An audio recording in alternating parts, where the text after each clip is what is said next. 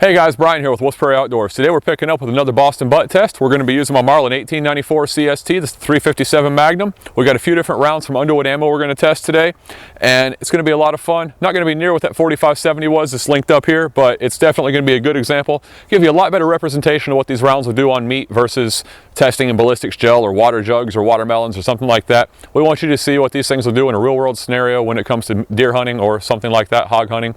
Since it's a Boston butt, this will be more like hog hunting for you. But enough about that. Let's look at the rounds we're going to be testing today. First up, we have the 140 grain Extreme Penetrator moving at 1550 feet per second. Next, we have the 158 grain Jacketed Hollow Point moving at 1500 feet per second. Last but certainly not least, we have the 180 grain high-tech coated lead flat nose with a gas check moving at 1400 feet per second. For those of you just joining us, if you want to see the build on this rifle, there's a link in the description below. It takes you to the playlist where we've tricked it out with all kinds of stuff from Range Point Precision, Midwest Industries, and Hoptic USA with this awesome longbow quiver. And he makes these for 30 cal, 50 BMG, 4570, you name it. Got a lot of awesome offerings, and they all lock into an M-lock rail, so it's a really nice setup. Very secure locking, keeps it up front where you want it, and quick loading if you need it. It's a really nice setup. Definitely a good option. Check them out. All right, that's enough yakking. Let's get to shooting. All right, guys, first round up is a 140 grain Extreme Penetrator moving about 1550 feet per second. And as you notice, I'm not having to hold the rifle. We went ahead and invested in a pig saddle by the company Hog Saddle and one of their field tripods. And this is really going to help us as we stretch out to 1,000 yards. Just especially on even on these closer shots, we're shooting at a Boston butt and trying to be as economical as possible. It's a small target. And as you saw in the previous video, 4570 versus Boston butts, we did that one up close because we didn't have a way to hold the rifle steady like this, and I wanted to make sure I got as many rounds on target as possible. Boston butts are not cheap. These videos get very expensive very quickly. So this way, by being as precision as possible, I can put as many rounds on target as I need to and save money in the long run. So enough yakking, let's get to shooting. 140 grains, Extreme Penetrator by Underwood Ammo, about 20 yards out. Eyes and ears, boys and girls, eyes and ears.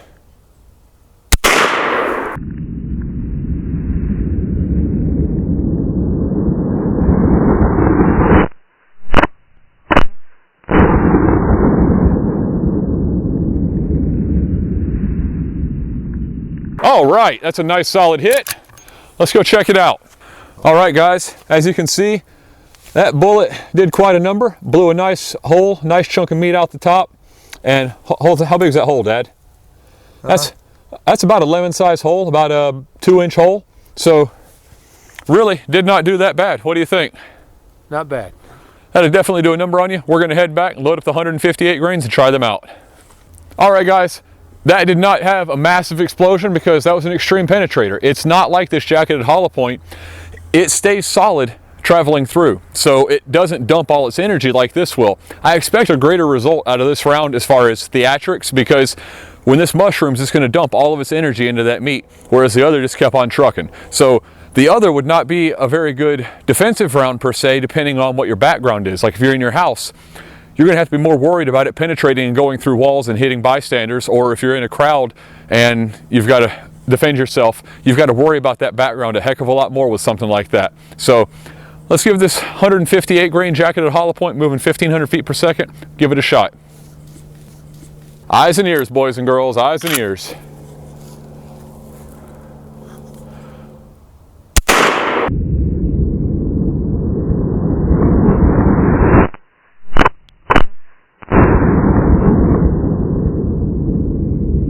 Holy smokes, that did a number on it. That definitely did a number on it. Let's go check it out. All right, guys, look at that. It blew it completely in half. I mean, that just filleted it wide open. Yeah, it ripped it apart, man. Left some lead there. Yep, we got some lead residue there. Yep. That definitely did a number. That is an excellent defensive round or hunting round, no doubt. That would be an excellent small deer gun or anything along those lines, coyote. Excellent shot. What do you think, Dad? Looks good. Looks like it's definitely put down whatever you hit. Yeah. All right, Dad's resetting the target. Next up is a 180 grain hard cast. So we know it's just going to punch on through. So he's going to stack the meat up a bit thicker, and we'll see how it does. I took this flab here and just set it on behind it. Give it a little extra meat to go through. Sounds good to me. Let's rock and roll. All right, guys, that 158 grain jacketed hollow point definitely did the trick. That's an excellent defensive or hunting round. Really, really like the way that performed. Next up, I'm going to read this off the box. It's a long one. 180 grain, high-tech coated, lead flat nose with a gas check, moving at 1,400 feet per second. So basically a tube of lipstick. Yeah, like Dad just said, it basically looks like a tube of lipstick. A little tube. All right, let's give this a shot, see how it does.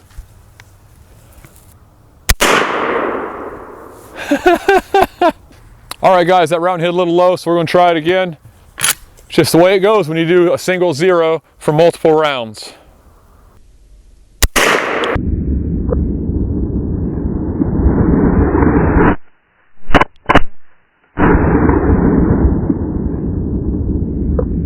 All right, nice impact. Let's go check it out. Alrighty, here we go.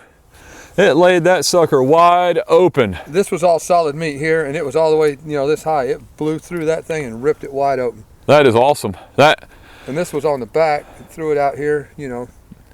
Blew a nice chunk out of the bottom of it, I think. Yeah. But flipped it over, didn't it? Yeah. That's what it was. That's what it was right there. Yep.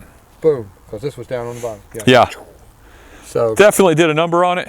All right, guys, that did way better than the 140 grain, no doubt. The extra mass in that bullet really packed a wallop on that meat. If you want to rip something apart, that's the bullet to use. Yeah, that'd do it. 357. Yeah, no doubt. In the rifle.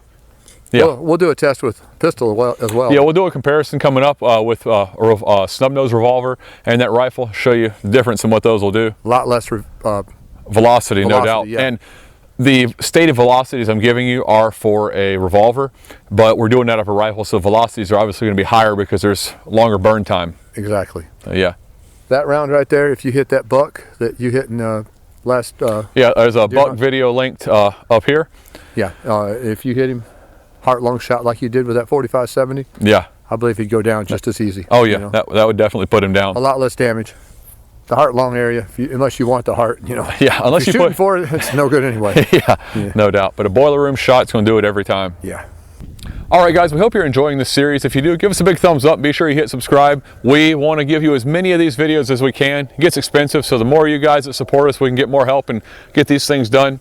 But we want to give you as many examples as we can of different rounds on a target of meat.